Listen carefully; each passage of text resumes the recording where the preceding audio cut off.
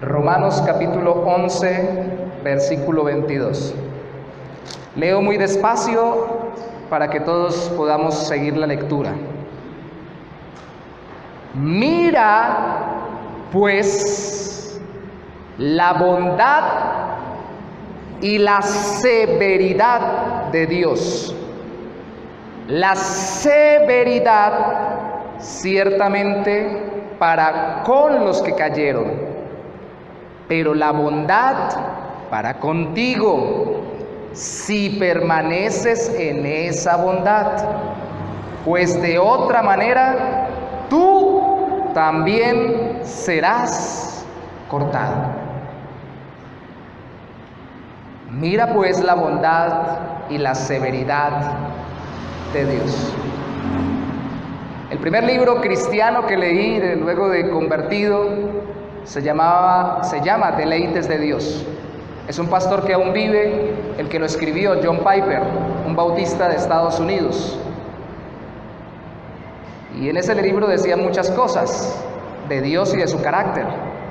Pero uno de los ejemplos que me llamó la atención es que a veces nosotros pensamos que porque Dios es algo, no puede ser lo otro.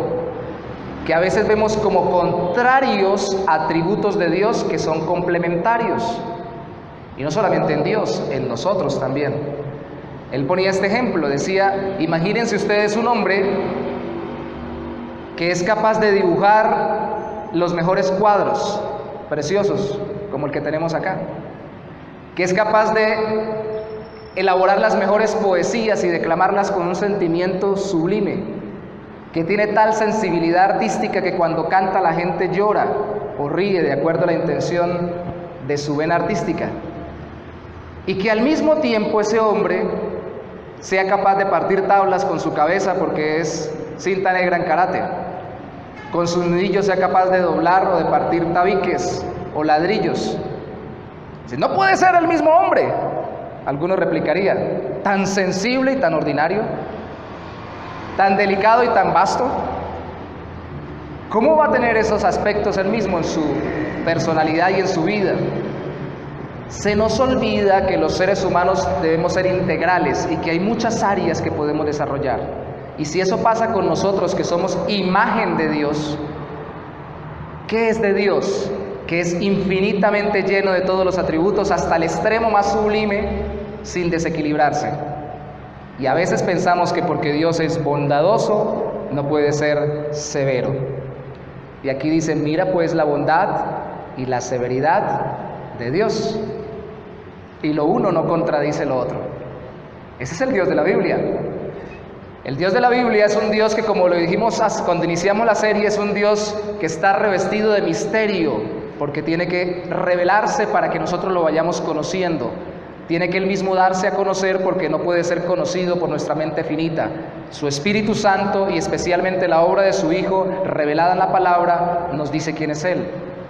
Pero al revelársenos, lo primero que vimos hace unas semanas es que Él es soberano y que está al control de las cosas, y nosotros queremos pelear contra su voluntad y su soberanía.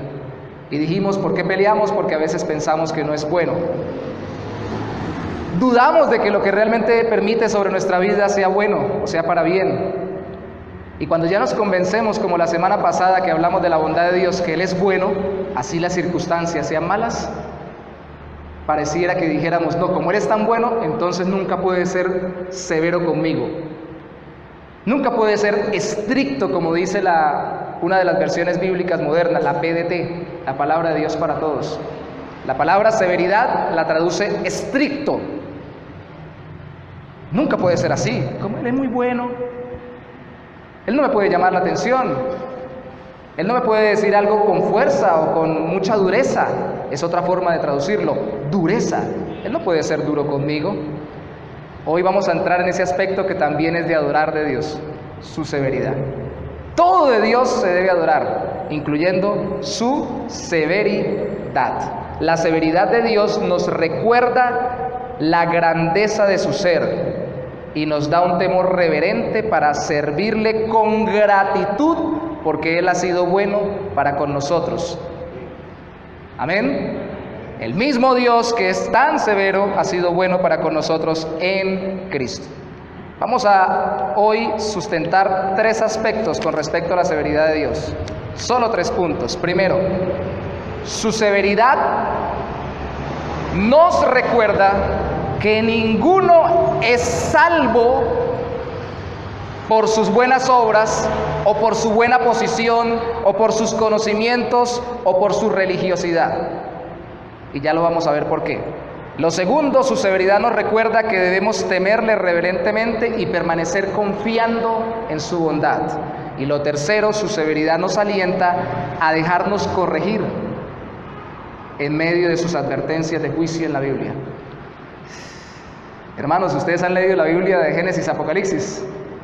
¿Cuántas advertencias y cuántos juicios proclamados hay en la Biblia? Entonces yo no puedo ponerme a escoger y a seleccionar, saco esto, saco esto, saco esto. La Biblia dice: de tal manera amó Dios al mundo que ha dado su Hijo unigénito para que todo aquel que en él cree no se pierda, mas tenga vida eterna. Me gusta, lo saco, lo pongo en mi corazón y me lo llevo para la casa. Pero la Biblia dice que Dios, Jehová, es fuego consumidor. No, eso no me gusta. Y el que retrocediere no agradará a mi alma.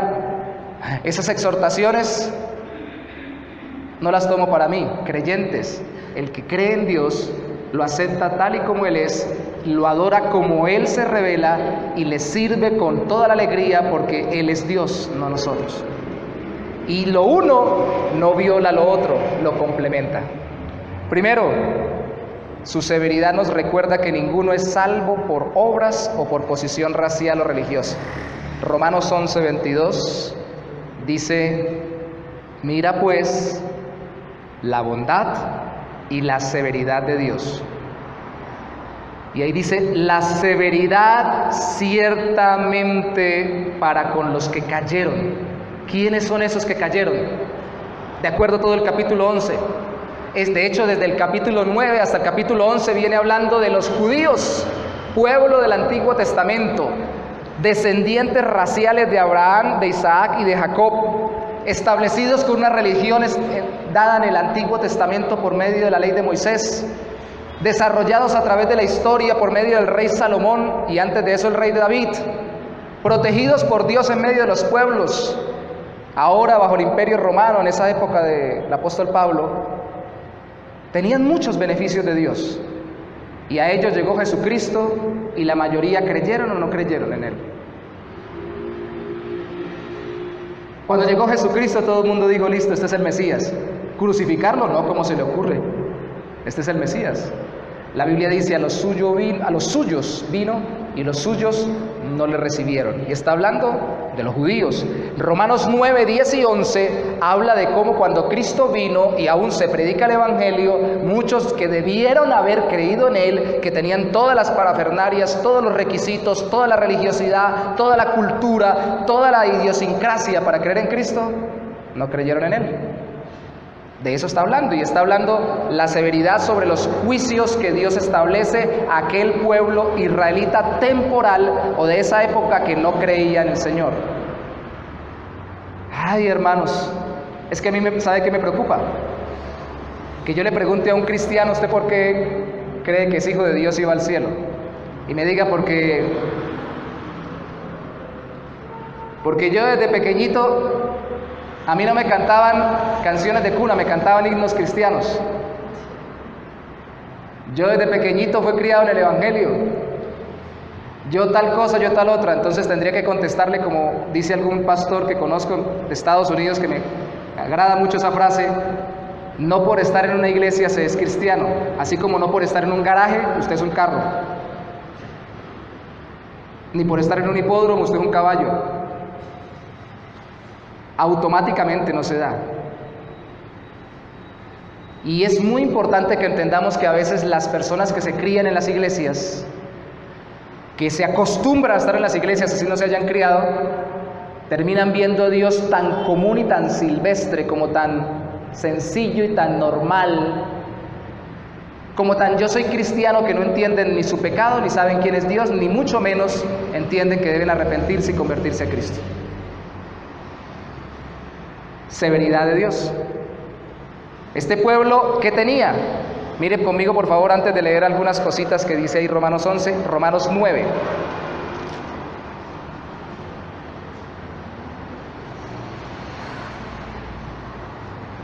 9:4, que son israelitas, de los cuales son la adopción, la gloria, el pacto, la promulgación de la ley, el culto y las promesas. Estaban llenos de bendiciones. Tenían la adopción, eran llamados pueblo adquirido por Dios.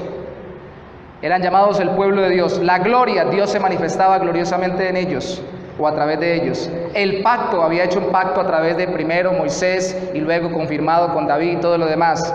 La promulgación de la ley, les había entregado una ley en tablas de piedra escritas por su propio dedo. Y el culto, todo lo que hacían, todas las festividades que celebraban, las hacían porque Dios se las había mandado para adorarlo a Él. Y las promesas, tenían promesas de que vendría un Redentor y lo liberaría completamente de cautividad. Y aún así, cuando llegó ese Redentor, no creyeron en Él. Alguien me dijo alguna vez,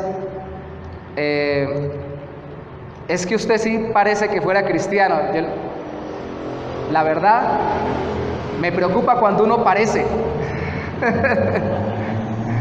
Parezco muy cristiano, qué problema, porque me quedo en las apariencias. Yo prefiero que me digan, no parece, pero lo es. Cuando trato con usted, cuando dialogo con usted, cuando veo su vida, cuando vivo lo que usted vive y veo la fe que usted tiene en el Señor, corroboro con el tiempo de que usted camina con Dios. Pero hay unos que parecen angelitos, hermanos. El sicario más grande que hubo en el barrio donde me crié, en Cúcuta, tenía una cara de ángel. Y si usted lo hubiera visto entrar, lo hubiera puesto de pastor el primer día en una iglesia. ¡Qué bendición! Y era muy duro, y era terriblemente frío y calculador para matar. No es parecer, es ser. No es estar rodeado de parafernalias y de religiosidad, es caminar con Dios por la fe en Cristo Jesús. Mire conmigo Romanos 11 de nuevo y veamos algunos adjetivos que Dios le da a este pueblo que no creyó en Cristo siendo judío. Romanos 11, versículo 7. Romanos 11:7 dice, ¿qué pues? Lo que buscaba Israel, el pueblo del Antiguo Testamento, no lo ha alcanzado, pero los escogidos sí lo han alcanzado, y los demás fueron endurecidos. Le llama pueblo duro de cerviz, que ha endurecido su corazón, endurecido. Teniendo todo lo que tenían, se endurecieron contra el Señor. Otro adjetivo, luego lo atamos todo. Verso 12. Y si su transgresión es la riqueza del mundo, y su defección la riqueza de los gentiles, ¿cuánto más su plena restauración? Al principio dice, si su transgresión, o sea que les está llamando transgresores. ¿Qué es un transgresor? Aquel que viola la ley. Eran duros con Dios, eran transgresores o violadores de los mandamientos que Dios había dado. Verso 20, ¿qué más eran? Bien, por su incredulidad fueron desgajados. 11:20, pero tú por la fe estás en pie. No te ensoberbezcas, sino teme.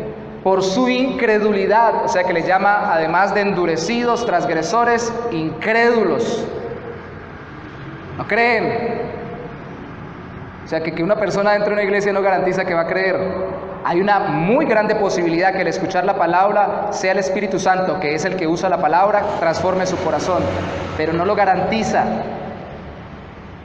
Y por eso me lleva a mí a pensar, si quiero escuchar al Señor, no solamente tengo que entrar al lugar donde se habla del Señor, tengo que doblegar mi corazón delante del Señor, del cual se habla en ese lugar. Se trata del corazón. Además, ¿qué dice de ellos? Verso 28. Así que en cuanto al Evangelio, los judíos que no se convirtieron a Cristo son enemigos por causa de vosotros, pero en cuanto a la elección, por cuanto fue un pueblo escogido entre todos los pueblos, son amados por causa de los padres. enemigos del Evangelio. Un título no muy bonito para una persona, un enemigo del Evangelio. ¿Qué es el Evangelio? Es la buena noticia de que Cristo vino a pagar por nuestros pecados, a vivir, a morir y a resucitar por lo que nosotros no podíamos hacer para poder acceder a la gloria de Dios. Y se vuelven enemigos cuando no creen en Cristo. Verso 31. Así también estos ahora han sido desobedientes, para que por la misericordia concedida a vosotros ellos también alcancen misericordia.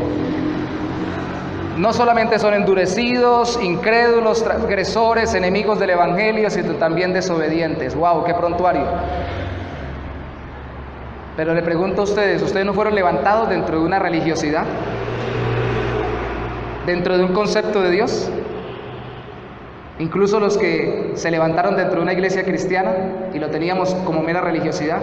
Yo recuerdo de pequeñito que yo veía, de acuerdo a lo que me enseñaron, imágenes de la Virgen y del Sagrado Corazón. Yo soñé supuestamente con la Virgen y veía supuestamente en una puerta el Sagrado Corazón y me creía súper santo. Decía, no, vamos bien. Pero al mismo tiempo era muy rebelde, pasivo, era muy renuente a hacer la voluntad de Dios, sobre todo a la voluntad de mis padres. Al mismo tiempo renegaba, quería morirme para castigar a mis papás y todo lo demás. No coordinaba como que el supuestamente llamado de Dios con mi propio corazón. Entonces vivía en confrontación con mi propia vida. Y el problema era ese, que parecía muy bueno. Alguien me dijo alguna vez, un predicador, cuando se sentó en Cúcuta, a la iglesia que estábamos plantando en el barrio donde vivíamos, lo invitamos y dijo, él había sido expandillero, se sentó a mi lado después de predicar, predicó muy bien el Evangelio, y me dijo, pastor, ¿usted qué fue? Usted tuvo que haber sido un delincuente, bravo, sicario, que fue un drogadicto. Dije, no, hermano, al contrario, ese es el problema, no fui nada de eso. Más fariseo que cualquiera no podía haber sido. Más lleno de convicción de que era bueno, no podía haberla tenido. Sabe que el problema no es a veces ser el delincuente, el ladrón, el sicario, el drogadicto, la prostituta. El problema es que a veces, como no tenemos ninguno de esos pecados que son tan horrorosos ante la gente, nos constituimos más enemigos de Dios porque nos creemos suficientemente buenos como para no necesitar el Evangelio de Jesucristo ni su salvación sobre nuestras vidas.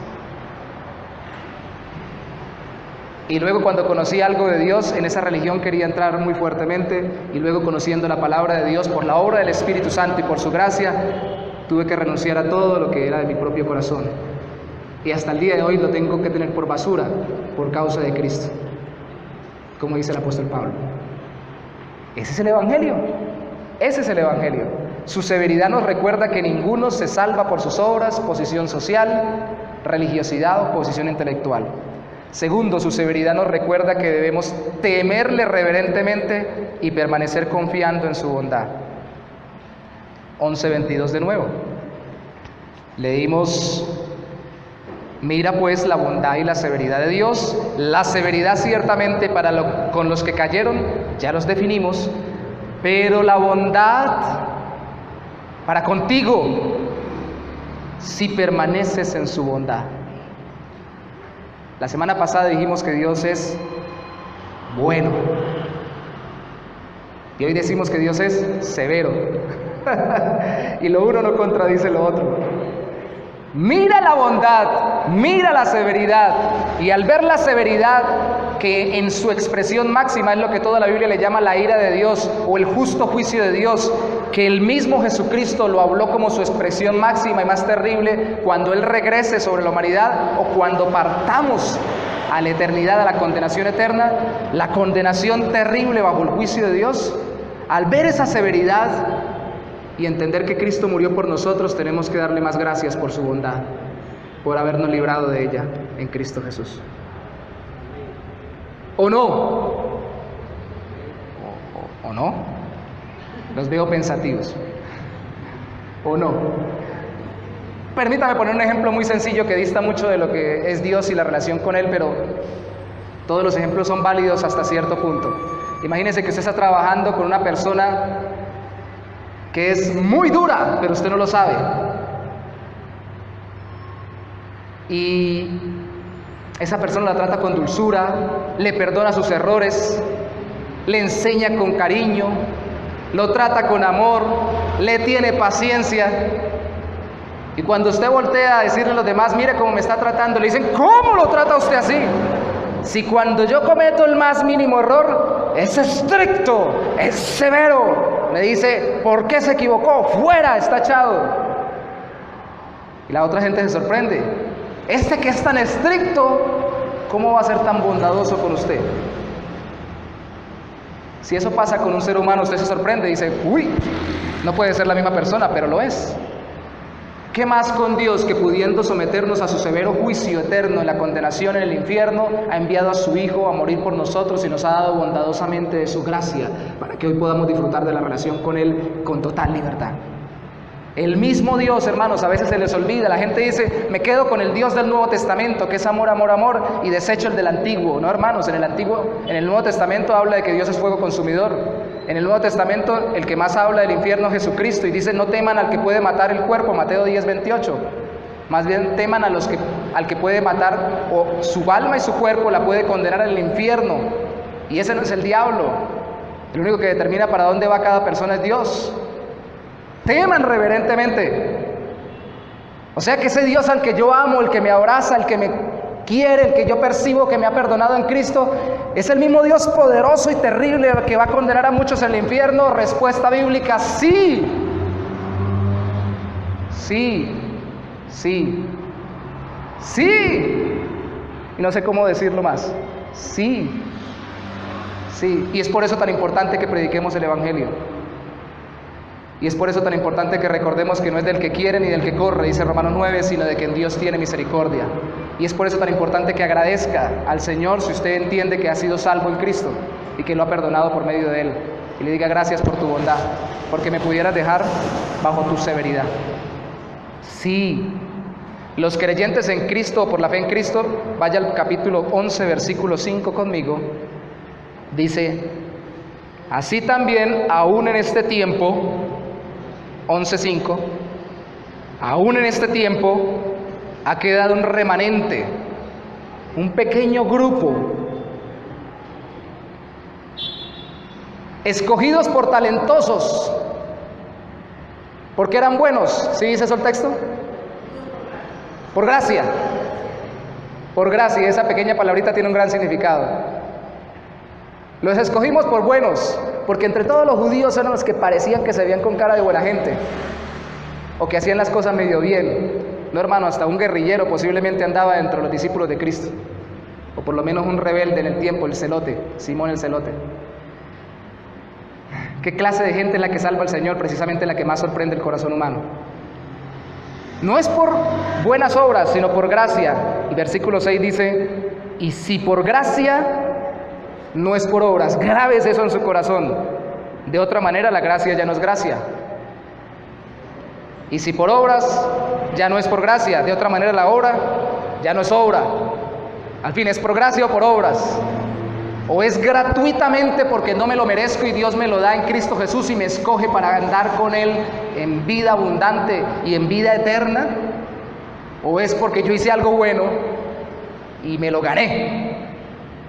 Por uno o por lo otro. Y en últimas, como dijo alguna vez un predicador, las iglesias cristianas nominalmente se dividen en dos tipos de predicación: salvos por gracia y salvos por obras. Vístase así, coma así, hable así, camine así, hable de esta manera más reverente. No sé qué esquemas se ponen en las iglesias cristianas y les dice, si hace esto serás salvo. No es por obras, es por gracia. Y si quiero aferrarme que es por obras que gano el favor de Dios para darme salvación eterna, renuncio a la gracia de Dios. Porque la gracia es recibir lo que no merezco y eso humilla el corazón. Hermanos, cuando uno mendiga, no enorgullece. La mano del mendigo se extiende a recibir lo que la persona da de gracia y lo recibe con todo el corazón. Y todos somos mendigos, porque ninguno de nosotros puede meterle la mano en el bolsillo a Dios y arrebatarle algo. Todos somos mendigos.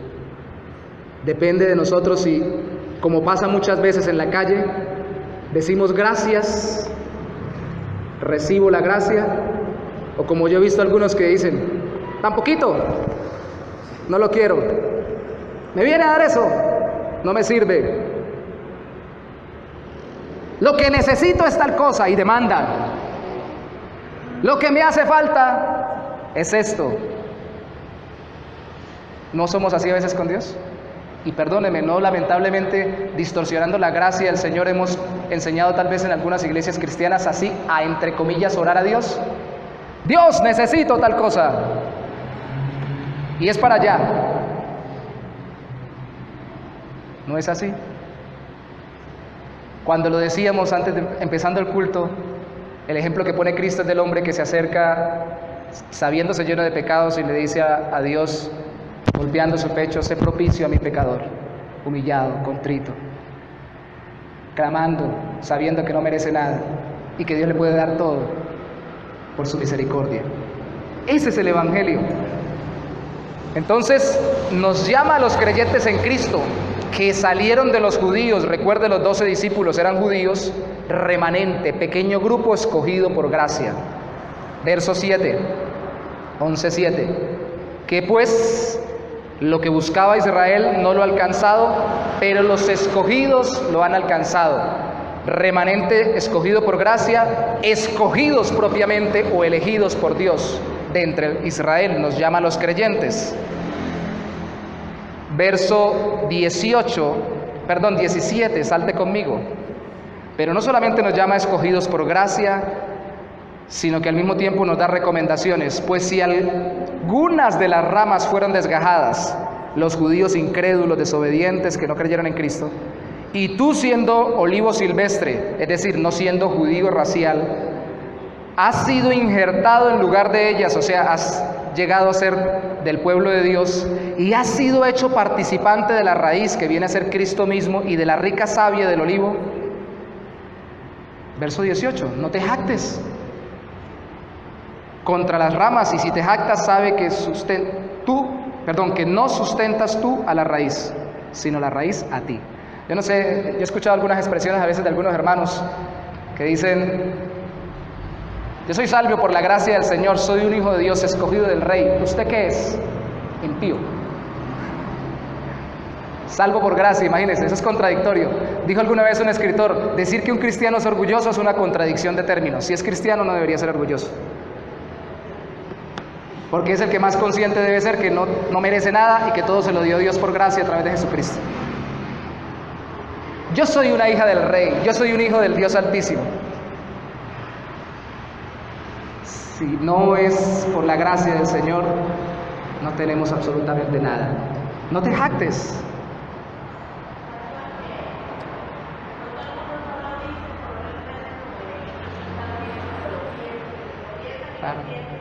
Claro.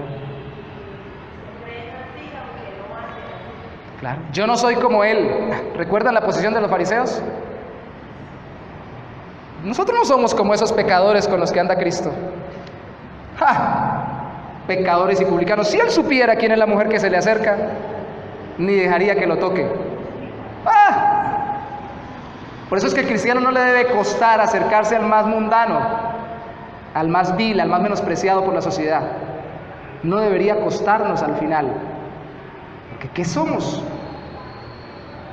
Tal vez si hubiéramos pasado por las mismas circunstancias, vivido las mismas situaciones, nacido en la misma familia, hubiéramos sido iguales o peores que esa persona. Lo que somos, lo somos por la gracia del Señor. Así que por muy mundano, muy terrible, muy bajo que sea un ser humano que caiga en pecado, no está tan bajo como para que nosotros no nos podamos acercar a Él, porque Dios nos rescató de nuestra bajeza. ¿De qué nos jactamos? Entonces, recomendación, no te jactes, porque tú eres injertado. Yo te metí a ti en este cuento. Tú no estabas ganando puntos, yo te metí, le dice Dios. Verso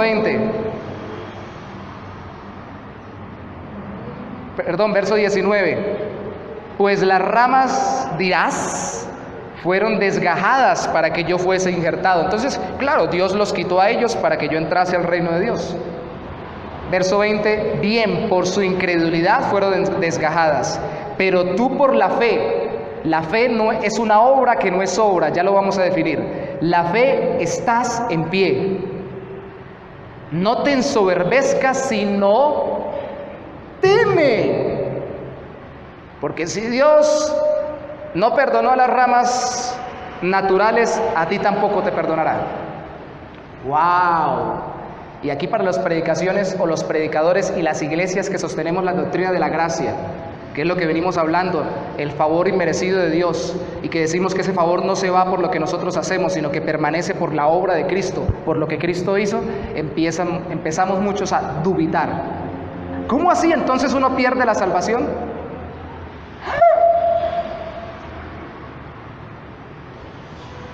Y siendo honestos, hermanos, esta es de las predicaciones que un predicador, empezando por mí mismo, no quisiera predicar para no meterse en problemas. Pero lo tenemos que abordar porque es el mismo Dios de todo el Antiguo y Nuevo Testamento. La explicación, antes de hacerla sobre la salvación y la voluntad de Dios al escogernos y si perdemos o no perdemos la salvación, contrastando la voluntad de Dios y la nuestra, déjenme darles una pequeña explicación que dejé pendiente sobre la fe. La fe es la obra que no se nos cuenta por obra, porque el que cree en Dios no es Dios mismo, el que cree en Dios es el individuo. Por una obra sobrenatural del nuevo nacimiento que hace en su corazón, le da la disposición para creer y cree con todo su corazón, cree. Pero al creer, él está actuando, pero no le es contado por obra, por lo mismo que le dije hace un rato, porque la obra simplemente es aceptar, recibir, reconocer que no merece nada, como el mendigo. Así que no es obra para salvación, es simplemente una obra de aceptación, entonces no termina siendo una obra para salvarse. Fe es confiar y aceptar, y por eso me preocupa que algunos a veces decimos, yo sí tengo fe. Mi fe no es como su fe, que más parece café. ¿Cómo es su fe? Yo sí tengo fe más grande. Es que usted no tiene fe y juzgamos la fe del otro. ¿Qué clase de fe tiene usted? ¿Y cuánta fe tiene usted? Y todo lo demás. Si fuera como un granito de mostaza, no importa la cantidad de fe, importa el objetivo de la fe, en quién la pongo. Y cuando yo digo, miren mi fe, estoy poniendo mi fe en mí mismo o en mi propia capacidad de creer. Cuando yo digo, miren a Cristo, que es el que me ha salvado, mi fe está puesta en Cristo. ¿Ven la diferencia? Y esa es la obra salvadora del Señor. Vayamos a decir algo muy importante en esta enseñanza de hoy. No permanecer confiando en Cristo o abandonar la fe en Cristo, es decir, ser injertado o ser cortado, de acuerdo a como lo pone acá en su metáfora Pablo, no demuestra que la elección de Dios sea anulada.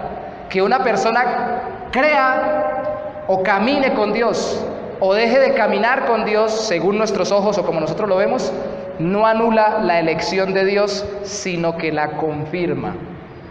Vaya conmigo por favor a 1 de Juan 2:19. 1 de Juan 2:19. Está llegando ya Apocalipsis.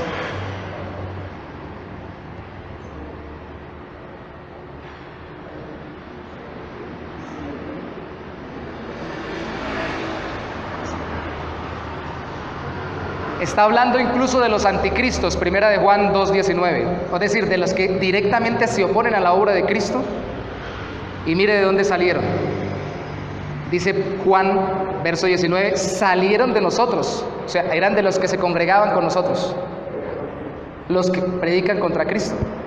Salieron de nosotros, pero mire muy claro, no eran de nosotros. Porque si hubiesen sido de nosotros, habrían permanecido con nosotros.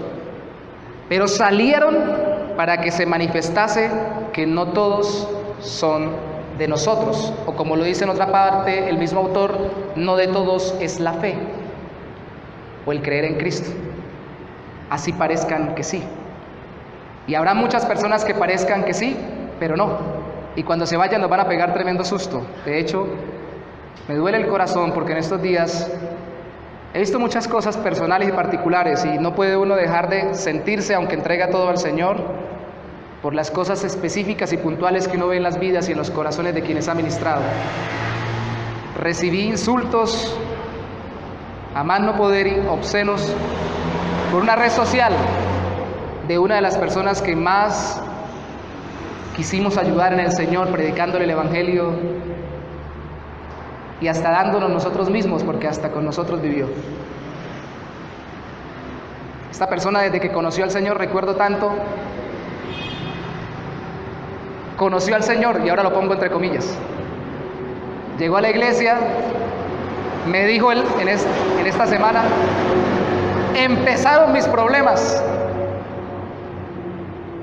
porque empezó a darse cuenta de la severidad de Dios. Y créame, hermanos, que no confiaba en la bondad de Dios, solo veía la severidad de Dios, porque su corazón solo contemplaba el juicio. Hermanos, juicio sin misericordia no da salvación.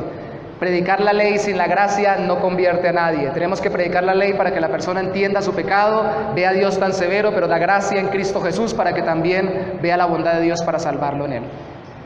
Y lo hicimos, pero como yo no transformo corazones, así como dice el apóstol Pablo, así quiera darme por completo, ni ninguno de nosotros lo puede hacer, nos entregamos. Y me comentaba, no puedo más con esta incertidumbre en mi mente y en mi corazón. Claro, empezó a ver todo lo que la palabra de Dios dice con respecto al pecado y empezó a proferir una cantidad de sandeces en contra de Dios, su iglesia y sus hijos. Yo decía, ¿esta es la misma persona que hasta ministró en un altar y tocó una guitarra, que caminó con nosotros acompañándonos a predicar el Evangelio? Es que yo conozco hasta que a quienes han sido ministros, que hoy en día han vuelto a su vida antigua de pecado. Este muchacho, por lo menos en su mente y en su corazón, está lidiando con eso. Otros directamente vuelven total y absolutamente a su vida de pecado. Duele en el corazón ver eso. Pero tenemos que entender que si no están con nosotros, no eran de nosotros. Y eso duele cuando, por ejemplo, en el caso mío, quien fue mi mentor inicial en una iglesia cristiana, el primer pastor, es uno de estos. Duele. Duele, porque eso no se salvan ni los pastores. Hay algunos que parecen y no son. Duele. La primera conferencia que le escuché a un hermano de Estados Unidos, Noé Acosta, que vino a una conferencia, dijo, esta misma conferencia yo la di en México a 500 pastores. El primer punto para ser pastor es ser cristiano, y en ese punto demoraba 2 horas. ¿Por qué dice que ser cristiano se supone? No, porque tenemos que ver qué es ser cristiano, qué es haber sido convertido al Evangelio por la gracia de Cristo. Y cuando terminé la conferencia en México, pasaron decenas de pastores, entre comillas, a hablar conmigo en el intermedio y me dijeron, pastor, venimos a decirle que nosotros no somos cristianos.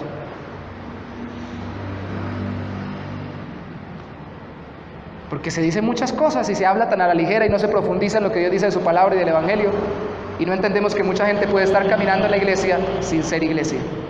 Y nosotros ponemos muchos requisitos incluso para el bautismo, y queremos como iglesia bautista creer que todos los que entran a la membresía son verdaderamente cristianos, pero ojo, es que nosotros no vemos lo que Dios ve.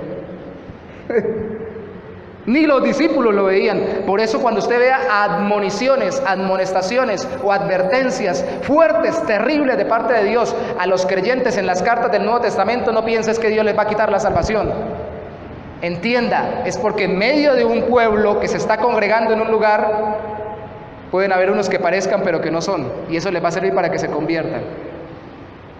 Y también entienda que eso es para que los que son realmente creyentes afinen un poquito también, si es que se están torciendo un poquito en su caminar.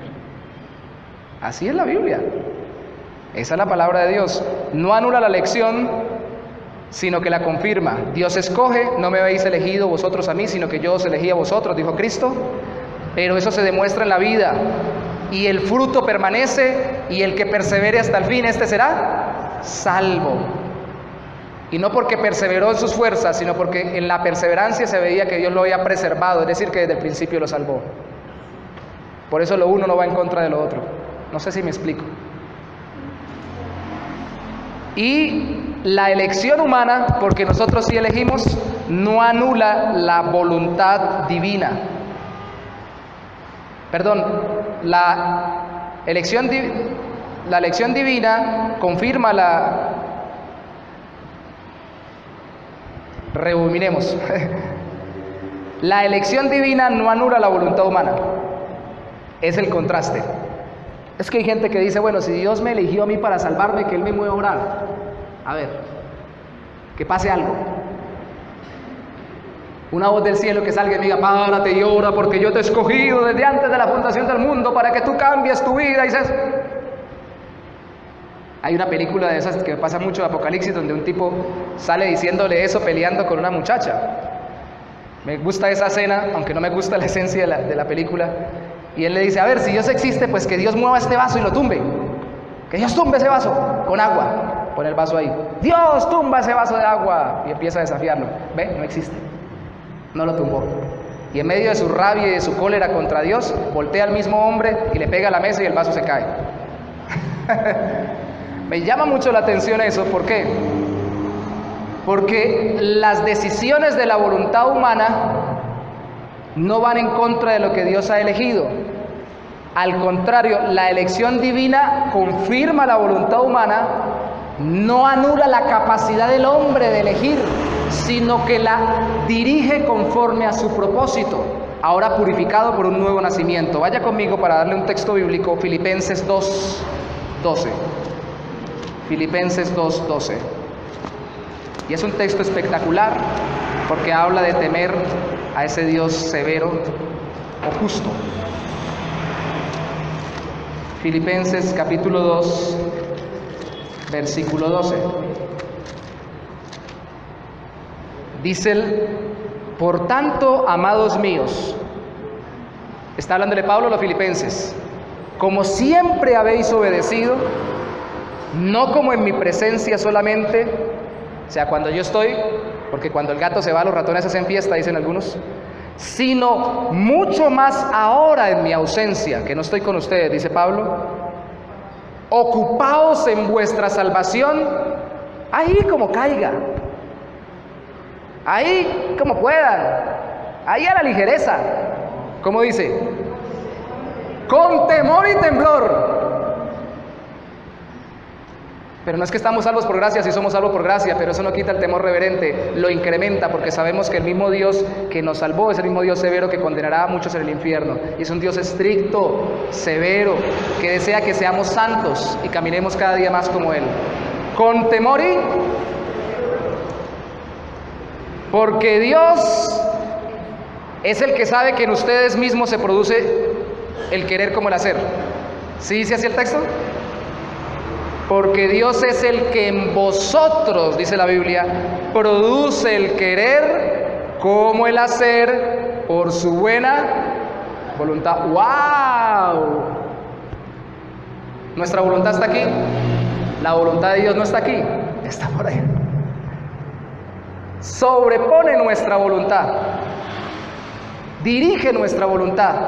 De tal forma que el que desea servir a Dios, decide servir a Dios. Que el que quiere caminar con Dios, quiere caminar con Dios. Y no es que obligado, yo voy para el cielo, pero voy renegando porque es que yo no quería ir para el cielo, yo quería ir para el infierno, yo quería divertirme más con pecados y toda una cantidad de cosas, pero bueno, ya me predicaron el evangelio, entonces voy a convertirme y me voy para el cielo. ¿Por qué toca? Nadie va a llegar al cielo renegando. Todo el mundo va a llegar amando completamente a Dios, deseando completamente a Dios, aún en contra de sus propias tendencias o tentaciones pecaminosas. Eso es lo que va a pasar. Entonces Dios produce el querer como el hacer. Mi voluntad decide, pero decide de acuerdo a lo que la voluntad de Dios haya decidido que yo decida. Y yo decido libremente, en el caso de los creyentes, pero ahora estoy libre para decidir servir a Cristo y soy impulsado a servirle porque el Espíritu Santo me ha hecho nacer de nuevo y me ha dado vida eterna. ¿Me explico hasta acá? ¿Muy enredado? ¿Eso qué tiene que ver con nosotros? Si yo lo que necesito es mañana para la comida, dice alguno, o que mi mujer no pelee tanto, o que los niños me porten bien, o que me salga el trabajo que estoy pidiendo. ¿Qué tiene que ver con nosotros todo eso? Tiene todo que ver. Tiene todo que ver. porque nuestra voluntad está supeditada a la voluntad de Dios. Y el tercer punto precisamente de mi enseñanza es que la severidad de Dios nos alienta a dejarnos corregir por medio de las advertencias de juicio. La Biblia habla de que los pastores deben ser irreprensibles, 1 Timoteo 3. Pero ¿qué quiere decir irreprensible? No que no se dejen corregir. Ese es irreprensible, no se deja reprender. No, irreprensible quiere decir que no haya nada de lo cual se le pueda acusar de que consecutivamente permanezca en ello en pecado. Pero hay personas, y perdóneme, algunos que nos llamamos cristianos que somos incorregibles. Hermano, venga, le digo algo. No, yo ya sé. Pero es que tiene que cambiar esto por su propio bien. No. Yo ya sé, la Biblia dice tal cosa, dice tal otra. Yo sé, eso lo estoy trabajando con Dios. No me digan nada. Cristianos incorregibles. Raro, ¿no? Y es raro porque precisamente las advertencias de Dios, el capítulo 11, versículo 22, termina diciendo, pues tú, de otra manera, también serás cortado. O sea, si tú no confías en el Señor, sigues confiando en su bondad y permaneces confiando en Él, cortado. ¿Y eso qué quiere decir? Quiere decir que en medio de un grupo humano habrán personas que piensen que caminan con Dios y viven engañadas. Por eso el apóstol Pablo dice en una de sus cartas, examinaos pues si estáis en la fe. No nos engañemos, porque no es la confianza en que nosotros somos salvos la que nos da salvación, es la confianza en el Dios que nos salva y en la bondad que Él ha dado en Cristo Jesús. Dejemos de estarnos mirando tanto. Es que yo, ahora sí, hoy oré, y como hoy oré, hoy me va bien. Pues ore al Señor con todas sus ganas, confíe en que le va a ir bien, pero no piense que porque usted oró un poquito más, entonces ya le compró a Dios un poquito más de favor. Deje de manipularlo. Porque cuando ora un poquito menos, Dios no manda que le caiga un rayo del cielo. Al contrario, espera que usted restaure su relación con Él. La severidad de Dios nos permite, mire, ¿quiere ver uno de los juicios fuertes? Hebreos capítulo 10. Conmigo, por favor. Hebreos capítulo 10. Advertencias fuertes a quienes han caminado supuestamente con Dios y se apartan. Verso 26. Está la advertencia en Hebreos 10, hay una también en Hebreos 12, otra en Hebreos 2, Hebreos 6, son las advertencias más fuertes que se hacen en la Biblia y que algunos dicen, por eso es que la salvación se pierde. No, yo no digo eso, por eso es que Dios hace que sus hijos perseveren en Él, incluso con las amenazas que deberían escucharlos del mundo. Porque como el creyente que está predicando, igual que el creyente que estaba escribiendo esto, inspirado por Dios, no sabía quién era quién, tenía que hacerlo grupal, general. Mira lo que dice tan fuerte. Porque si pecaremos voluntariamente, después de haber recibido el conocimiento de la verdad, ya no queda más sacrificio por los pecados, sino una horrenda expectación de juicio y de hervor de fuego, eso está en el Nuevo Testamento, que ha de devorar a los adversarios.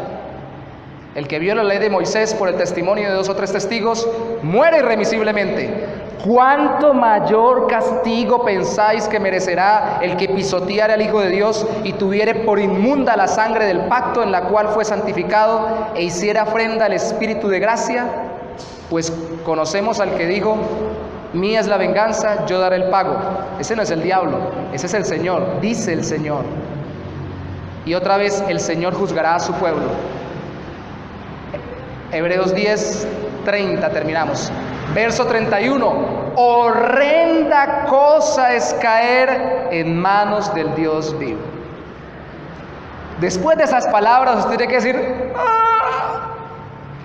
Como cuando uno queda sin aire y le pegan en el estómago. El sermón que más convirtió personas de Jonathan Edwards en Estados Unidos fue un sermón titulado Pecadores en las manos de un Dios airado. Y dicen los que estuvieron en el momento que registraron que ellos sentían como si las llamas del infierno les estuvieran agarrando los pies. Porque las advertencias de juicio son para que el incrédulo se convierta, pero también es para que el creyente se afirme y empiece a caminar más diligentemente en el Señor. No para que piense, perdí la salvación, es para que diga, mi Dios es también estricto y severo, Dios celoso, también lo dice la Biblia, y quiere que yo camine con Él conforme a su voluntad. Esto pasa de tres formas. Bueno, tres consecuencias rápidamente. Al creyente esto le llena de acción de gracias por haber sido liberado del juicio. Segundo, le da necesidad de seguir confiando en la bondad de Cristo y no en su propia bondad. Porque si usted se mira por todos lados, en cualquier momento se ve un defecto. Si se mira bien. Ahora, si no se mira bien, no lo ve. Y tercero, le da humildad para asentar la corrección bíblica a través de las autoridades que Dios ha delegado. Pablo dice en Efesios: hijos, obedeced al Señor, porque esto es agradable. Obedeced a vuestros padres en el Señor, porque esto es agradable delante de Dios. Ay, no, pero mi papá. Iglesia, sujetaos a vuestros pastores, porque ellos han de dar cuentas por vuestras almas. Pero el pastor que tiene más defectos, sí, yo sé, hermano. Si yo mismo fuera pastor, no me pastorearía. Si yo pudiera, no me dejaría pastorear por mí mismo, porque sé que también estoy lleno de defectos. Pero créame que cuando he visto cumplido esto del principio en el corazón de las personas, he podido conocer cómo Dios da tal reverente humildad en el corazón de los creyentes que hace al más grande y orgulloso el más humilde y entregado a someterse a la autoridad que Dios ha delegado. Los pastores no tenemos autoridad para oprimir a nadie, sino para orientar conforme a la voluntad de Dios, pero no podemos obligar a nadie si la persona voluntariamente no se somete. Ustedes conocen la expresión: da uno la mano y le agarran el codo. ¿La han escuchado? Así pasa no solamente a veces con los pastores, pasa con los jefes de trabajo, pasa con los papás. Hijo, yo quiero ser tu amigo. Listo, papá, usted es mi amigo ahora, entonces ahora le agarré la plata y me la gasté porque usted es mi amigo. No le pregunté nada, como usted es mi amigo, empieza usted a dar confianza, y el ser humano, cuando le empiezan a dar confianza, empieza a agarrar y agarrar y agarrar y a pasarse esa confianza. Decía un hermano alguna vez: pastor, ¿y usted por qué se sienta aquí con nosotros en el piso donde no había silla? Le decía: hermano, porque yo soy igual que todos ustedes, solamente Dios me llamó a servirle en el nombre de Él, conforme a su voluntad. Pero algún otro dirá: pero como se sienta aquí en el piso con nosotros, entonces, ay, no le hagamos caso, ni pongamos cuidado a lo que está predicando, ni nada por el estilo. No. Malinterpretamos y olvidamos las autoridades delegadas por Dios. Disciplinas paterna, disciplina eclesiástica, usted la puede mirar en Mateo capítulo 18 en su casa, en 1 de Timoteo 5, versículos 18 al 20, incluso para los pastores hay disciplina, porque también son ovejas de Cristo, pero también hay disciplina providencial, que quiero terminar con ella hoy que tenemos cena. 1 de Corintios capítulo 11, verso 28. Los cristianos son los que más fácilmente deben poderse corregir. Deben ser ligeritos para poderse corregir. Deberíamos ser así. 1 de Corintios 11. Dios nos dé un corazón humilde para ser corregidos. Versículo 11, versículo 28. 11, 28. Desde el 27 está hablando de la cena del Señor y dice Pablo: de manera que cualquiera que comiera este pan o bebiera esta copa del Señor indignamente, que es lo que hacemos y vamos a hacer dentro de un momento para recordar la muerte de nuestro Señor Jesucristo por nuestros pecados, será culpado del cuerpo y de la sangre del Señor. ¿Qué es comer y beber indignamente? De acuerdo al contexto, seguramente es comer y beber para recordar, supuestamente, ¿qué es lo que hacemos? Que Cristo murió por nuestros pecados, no queriendo abandonar nuestra vida de pecado. Eso es como una burla con Dios. Cristo murió por mis pecados, pero yo no quiero abandonarlo. O sea, recibo el tiquete para el cielo, pero mientras tanto me voy aquí con todos los que van para el infierno, haciendo todo lo que ellos hacen. No existe tal cosa. Entonces, si así se hace, verso 28, por tanto, pruébese cada uno a sí mismo, examínese, y coma así del pan y bebe de la copa. No es que no coma, pero examínese primero. Porque el que come y bebe indignamente sin discernir el cuerpo del Señor, juicio come y bebe para sí, por lo cual hay muchos, esta es la parte más dura, enfermos y debilitados entre vosotros, y muchos duermen, pero duermen con 3 metros de tierra sobre ellos. Eso significa morir. Para el Señor es más importante que un hijo suyo camine conforme a su voluntad, y si es necesario para eso permitirle que se enferme, que se enferme. Si es necesario para eso permitirle que caiga alguna debilidad, que caiga. ¿Ustedes recuerdan la parábola, la historia del Antiguo Testamento en el profeta, donde el pastor, para que la ovejita dejara de saltársela y no se la comiera el lobo, la tuvo que partir la patica? Ahí estaba con la patica quebrada, pero el lobo no se la comió.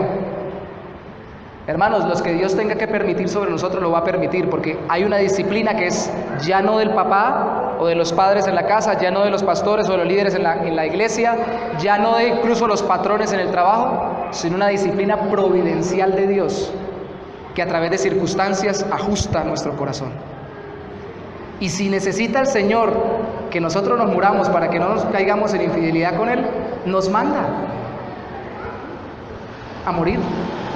Porque mejor es estar ausente del cuerpo y presente en Cristo. Mejor es estar con Él que vivir aquí caminando fuera de su voluntad. Y si soy creyente debo preferir eso. ¿Les parece severo Dios? El Dios de la Biblia, el mismo Dios que es bueno. Mi deseo no es asustarlos ni conmigo ni con mis palabras. Mi deseo es que Dios impresione nuestro corazón con su grandeza y justicia, para que caminemos con temor y temblor, aunque estamos confiando en su bondad. Lo uno no contradice lo otro. No, señores, porque entonces cuando yo vaya a pecar, no puedo pecar contra aquel que me amó tanto que murió por mí. Yo confío en que Él murió por mí. Personas que nos acompañan por primera vez, abandone su posibilidad o su deseo de salvarse o de conseguir el favor por usted mismo. Ríndase a Cristo, arrepiéntase de sus pecados, conviértase a Él, dígale: Señor, yo confío solo en ti, solo en lo que tú hiciste y lo que tú haces por mí. Creyentes, seamos dóciles, dejémonos corregir por el Señor, seamos dóciles. ¿Qué tal si nos ponemos sobre nuestros pies para orar en este momento?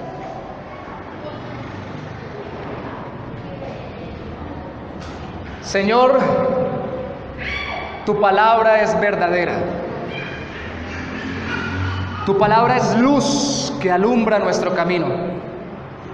Lámpara es a nuestros pies. Y no solamente alumbra nuestro corazón para entender tu redención, sino también alumbra nuestro caminar para andar conforme a tu voluntad. No permitas, Señor, que te tomemos el codo. No permitas, Señor, que por exceso de confianza, no bíblica, sino humana, pensemos que podemos obviar tu disciplina si somos tus hijos. Tú has dicho que tú a los que adoptas como hijos los disciplinas. Corriges a todo aquel que adoptas como hijo. Y a nadie le gusta ser disciplinado, Señor. Pero cuando termina la disciplina vemos que hay un fruto apacible de justicia y que estamos caminando cada vez más fielmente contigo. ¿Qué está pasando, mi hermano que está hoy conmigo en esta mañana? Que tal vez sea un trato tuyo para corregir ciertas cosas en su vida. ¿Qué estoy pasando yo, Señor? ¿Qué estás haciendo a mi alrededor providencialmente para que yo deje de andar tan descabezadamente en esta vida y empiece a poner mi mente y mi corazón en hacer tu voluntad real y fielmente? ¿Qué está pasando por el corazón de los que hoy por primera vez tal vez escuchan una exposición de este tipo del Evangelio de Cristo? Y estarán pensando: bueno, al fin si Dios me salva o no me salva, me perdona o no me perdona. Que tu Espíritu Santo confirme en sus corazones que si tú les has permitido escuchar esto, no es por su mal, sino por su bien. Que en tu bondad les has permitido oír tu palabra y por amor de tu nombre dales la capacidad de creer. y de renunciar a sus propias fuerzas y su propia voluntad. Señor, ayúdanos a vivir para tu gloria. Ayúdanos a andar en temor y temblor delante de ti. Mi mayor deseo, Señor, es que cada miembro de esta iglesia, incluyéndome a mí mismo, cuando vea el pecado de frente, tiemble y tema y diga: no puedo, como dijo José, no puedo hacer esto contra Dios. No solo contra mí mismo, haciéndome daño con lo que antes me cautivó o me esclavizó, sino contra el Señor que me salvó. El mayor deseo de tu pueblo debe ser andar en santidad conforme a tu voluntad, porque tú eres el Dios bondadoso y severo. Mirad pues la bondad y la severidad de Dios. Bondad para contigo, severidad para con los que cayeron y los que caen pensando que caminan con Dios. Confía en el Señor. Señor, danos confianza. Mañana tenemos necesidad de pan, hoy necesitamos pan. Mañana tenemos necesidad de finanzas, hoy necesitamos finanzas. Mañana tenemos necesidad de muchas cosas, hoy tenemos necesidad de muchas cosas. Pero lo primero que necesitamos es sabernos en paz contigo, para que nuestro corazón pueda afrontar lo que sea y vencer en tu nombre. Mira la necesidad de los que están aquí presentes. Mira la necesidad de los que recién llegan de Venezuela. Mira la necesidad de los que ya han llegado desde hace rato de Venezuela. Mira la necesidad de los que venimos de otras poblaciones o ciudades de Colombia. Mira la necesidad de los que están aquí viviendo desde hace muchos años o nacieron acá. Ni por ser de allá ni de acá andamos perfectamente, sino solo por confiar en tu bondad y andar con temor reverente delante de ti. Te damos gracias, Señor, en esta mañana, en el nombre de Jesús. Amén. Y amén.